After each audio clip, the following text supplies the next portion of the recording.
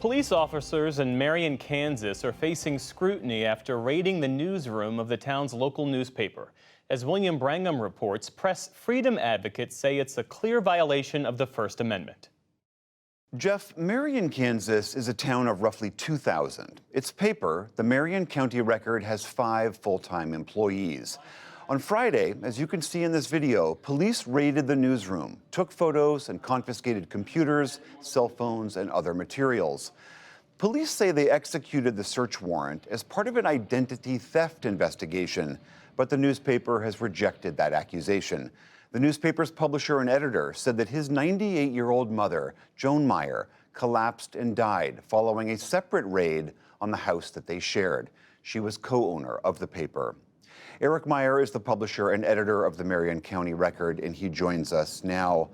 Eric, I'm terribly sorry about your mother's passing and this whole ordeal, and I just wonder how are you holding up? How are your colleagues holding up? I'll be honest with you.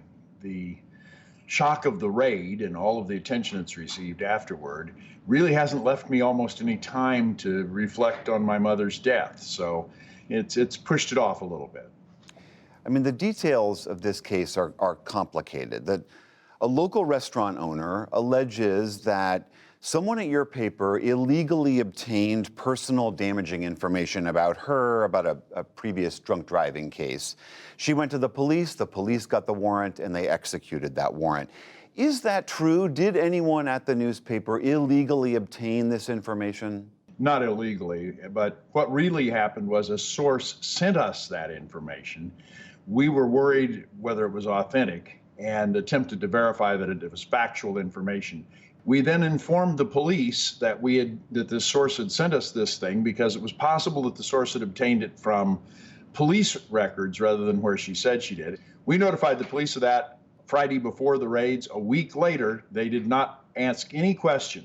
We offered at the time, if you think that there's a case you want to pursue, we'll give you any more information you want. They didn't talk to us, didn't say a word to us until they showed up at our doors on the following Friday morning. I mean, more than 30 news and press freedom organizations, as you know, have condemned this raid, arguing, quote, that there appears to be no justification for the breadth and intrusiveness of this search.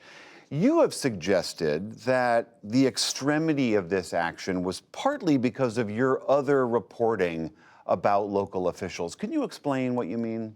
Well, this is, as with most small towns, a very divided community in some regards, and it's more so than others. There's also other stories we've been pursuing, including stories we haven't published because we haven't found enough support for them, but we were doing investigation into the chief of police, for example. His background, did some work about his budget and how we didn't quite make sense of that. So there are other things that we've done reporting on that maybe they took that.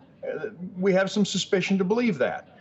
The document itself, the one that was obtained that they say we stole the identity of, a copy of it was sitting on my desk right next to my computer, and they didn't seize it. They didn't find any copies that we had downloaded and printed because we didn't print them. We just looked to see is this the same document that we'd seen shown up? That's not criminal intent. So are you planning on taking legal action against the police force for this raid? Well, we obviously want our equipment back, and we'd like to have it back sooner rather than later because we're struggling right now to publish this week's paper. But the bigger issue is this kind of stuff can't stand.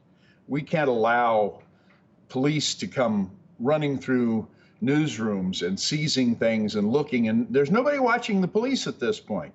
Your mother, as you mentioned, she was co-owner of the paper. In an article this weekend about her passing, the first sentence reads that she was, quote, stressed beyond her limits and overwhelmed by shock and grief. Do you really believe that this event is what precipitated the end of her life?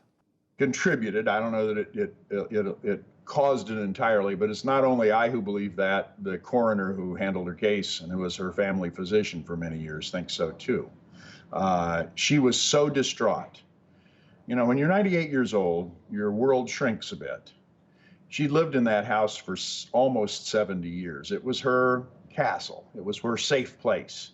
To have police officers come and stand and watch her for 2 hours waiting for other officers to come and search her material, because we had to conduct these raids as if it was against some Medellin drug cartel, simultaneous raids at 3 locations and so on and so forth.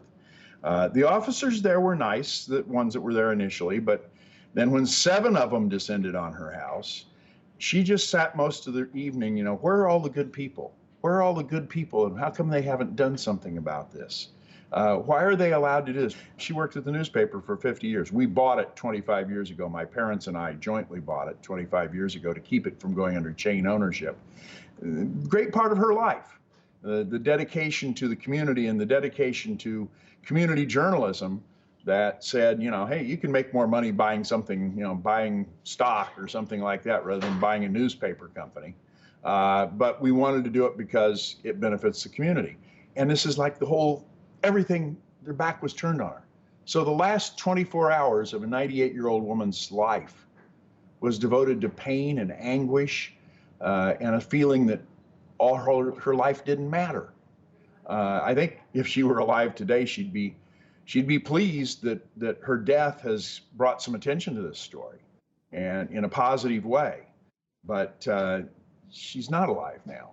And who do you see about that? Eric Meyer, publisher and editor of the Marion County Record, I'm very, very sorry for your loss and appreciate you taking the time to talk with us. Thank you, William.